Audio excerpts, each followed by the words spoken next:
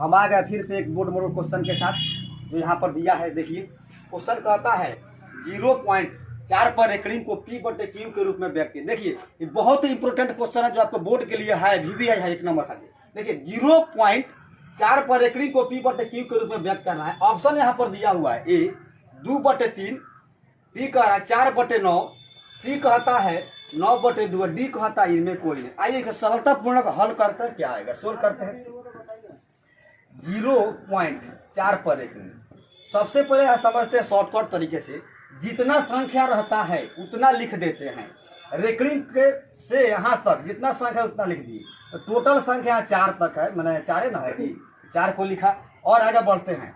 अब माइनस करते हैं इधर वाली संख्या पॉइंट और रेकड़िंग के वाली संख्या जितनी बीच में रहती है, अर्थात यहाँ समझे ये जो रेकड़िंग वाली संख्या यहाँ से लेकर इसको छोड़कर इधर वाली संख्या घटाते हैं।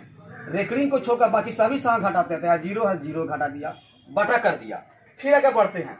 अब यहाँ पॉइंट के बाद वाले जितनी संख्या रहती है उतना लिख देते हैं, अर्थात यहाँ से लेकर एक संख्या आ रहा है तो 10 से घात में लिखते हैं तो संख्या 1 मतलब 4 है, सिंगल 1 है तो इस पर 1 डाल देंगे। माइनस करेंगे, यहाँ माइनस कर लिया। अब रेकड़िंग को छोड़कर बाकी यहाँ पॉइंट से लेकर यहाँ तक जितनी संख्या रहती है उसको हम घात में घटाते हैं 10 के। तो यहाँ जो है कुछ एक भी संख्या नहीं दिया है तो अर्थात 0 है, 10 के पावर 0 को लिख देंगे, घटा लेंगे 4 आ जाएगा और 10 के पावर 1 तो 10 से आएगा। यहाँ पर की संख्या का पावर 0 = 1 होता है तो 1 को घटाया अर्थात 4/9 आ गया। इस तरीका से हम लोग क्या करेंगे, आंसर बी को लॉक करेंगे। आगे समझिए, मान लेते हैं क्वेश्चन रहता है 0.3 पर एकड़िंग को, तो डायरेक्टली हम कर सकते हैं ऊपर 3 लिखेंगे और नीचे 9 लिख देंगे, ये आपका आंसर निकल जाए। कटा भी सकते हैं, कटा कर लिख सकते हैं। यदि क्वेश्चन रहता है 0.7 के रेकड़िंग को P बटे Q के रूप में व्यक्त करें तो डायरेक्टली बनाने की तो जरूरत नहीं आपको। 7 ऊपर 7 नीचे 9 को लिख कर अपना आंसर कर देना है। ठीक है, 2 देखते हैं। कहता है निम्न में कौन परिमेय संख्या है। निम्न में कौन परिमेय संख्या, आप जानते हैं परिमेय संख्या P बटे Q के रूप में होता है। P और Q पूर्णांक होता है, जो P और Q पूर्णांक संख्या होता है Q ≠ 0 हो जाता है।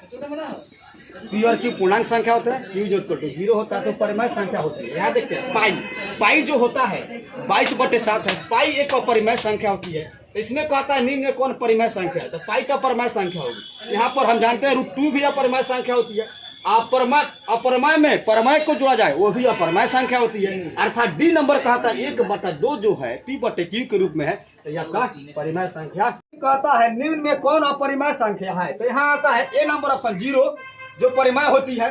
बी क्वेश्चन कहता है √2, यही अपरिमेय होता है। लेकिन आगे बढ़कर देखते हैं, सी कहता है 1/2 अर्थात ये परिमेय है, और डी कहता है √9 का वर्गमूल 3 ही परिमेय होता है, अर्थात आंसर नंबर आपका बी हो जाएगा। बहुपद px जो दिया है 3x के power 3 plus x² plus 2x plus 5 का उच्चतम घात है। उच्चतम घात इसमें सिंपल समझ लेना यह कि जितना अधिक घात आपको दिखाई दे, 3 दिया है चाहे 4 रहता 4 होता, 3 दिया है 2 दिया है 1 दिया, इसका 4 का x का 3 है 2 है और 1 है, तो अधिकतम घात जो होते हैं वही उच्चतम घात होता है। तो ऑप्शन कहता है ए नंबर ऑप्शन 2, बी कहता है 1, सी कहता है 3, तो इसका अधिकतम घात 3 है तो सी को लॉक कर देंगे। आपका कहता है निम्न में कौन रैखिक बहुपद है। पहले रैखिक बहुपद जाना था, रैखिक बहुपद होता क्या है, तो जिस चर का घात 1 होता है, जिस चर का घात 1 होता है वह रैखिक बहुपद कहलाता है। देखिए ऑप्शन ए कहता है x² + 2 है तो ये रैखिक बहुपद है नहीं,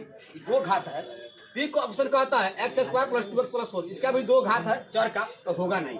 इसमें है 2x दिया है 2x - 3 अर्थात इसका घात कुछ नहीं तो 1 है, तो यही आपका रैखिक बहुपद सी हो। कहता है sin 90 डिग्री माइनस थीटा बराबर है। क्वेश्चन 6 कहता है sin 90 डिग्री माइनस थीटा बराबर है, तो sin 90 डिग्री माइनस थीटा किसके बराबर है, cos थीटा के बराबर। आंसर को लो। क्वेश्चन 7 कहता है tan 60 डिग्री बराबर है, tan 60 या 60 एंड tan 60 डिग्री बराबर है। ऑप्शन ए ऑप्शन में कहता है 1/√3, ये जो हो जाते हैं आपको पता है कि tan 30 का मान, tan 30 का डिग्री का मान होता है 1/√3, तो ये होगा नहीं। और बी कहता है √3, तो यहाँ 60 डिग्री का मान हो जाता है, तो बी को लॉक कर देंगे। फिर आगे कहता है 8वां कि sin a बराबर cos a किस मान के लिए है, अर्थात sin a और cos a बराबर किस मान के लिए होंगे, तो 0 डिग्री बी कहता है 45 डिग्री, तो 45 पर साइन और कॉस के मान बराबर होते हैं, अर्थात आपका ऑप्शन नंबर बी हो जाएगा आंसर।